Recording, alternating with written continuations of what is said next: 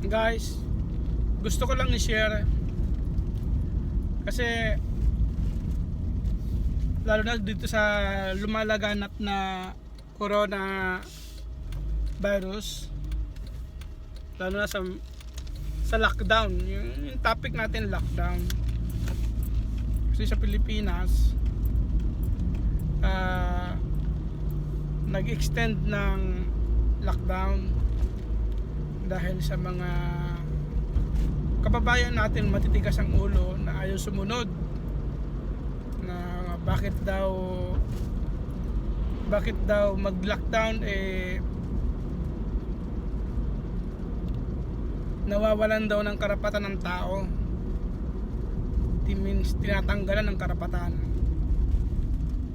para lumabas ng bahay.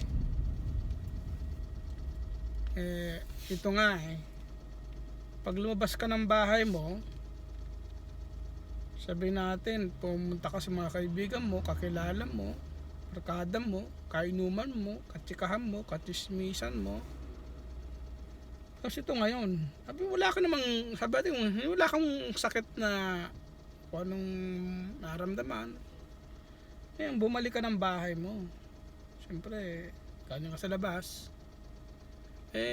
Pagbalik mo ng bahay mo, may asawa ka, may mga anak ka, may mga kapatid ka, may tatay ka.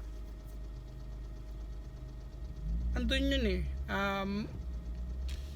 kung ano yung nakuha mong langhap na galing sa labas, padadala mo sa loob ng bahay mo.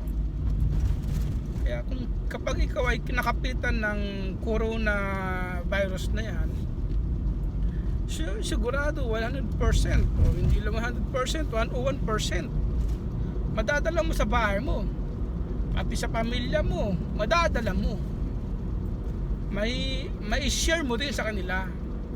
Ngayon, buong pamilya na kayo ngayon magkakaroon ng coronavirus dahil sa katigasan ng ulo.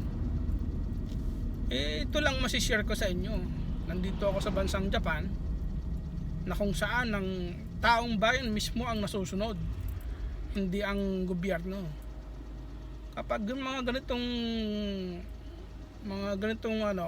sitwasyon na coronavirus, mismong taong bayan na nagdideklara ng lockdown, tupalo na lang ang gobyerno.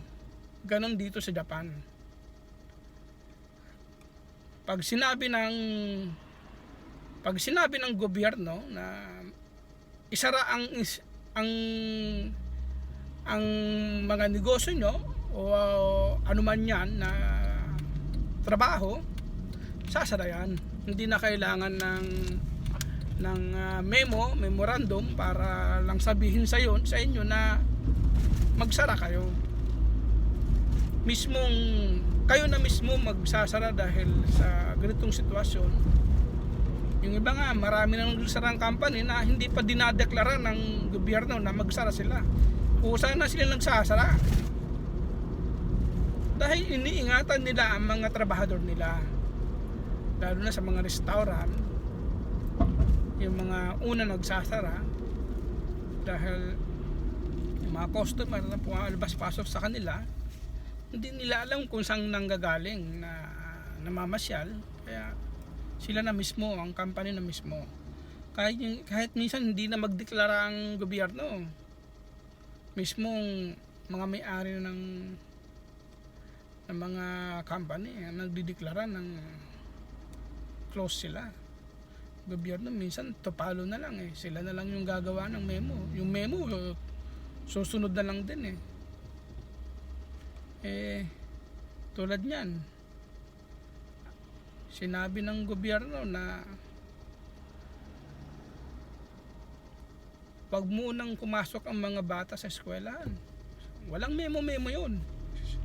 Sinabi yung pag sinabi gagawin ng mga ng mga mamamayan.